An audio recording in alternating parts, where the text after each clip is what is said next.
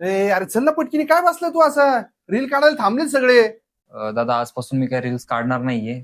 मला आता माझ्या कामावरती फोकस करायचा आहे. लोक नातेवाईक सगळेच जरा नावं ठेवायला लागलेत, त्यामुळे जरा कामावरच फोकस करतो प्लीज. हे अरे असं काय बोलतोय तू? अरे केवढं अख्खं महाराष्ट्र आपल्याला प्रेम करतंय, आपले व्हिडिओ केवढे मिलियनला जातं तुला माहितीये का?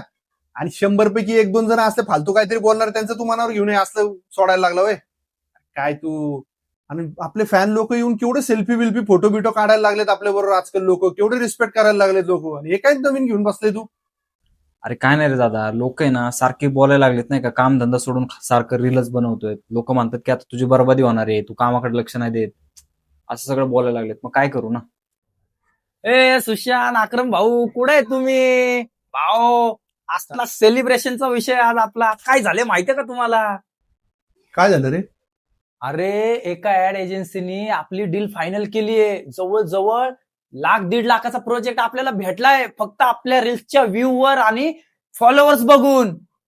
अरे काय सांगतोय? अरे लय मोठी गुड न्यूज आहे राव. ए सुशांत बघ.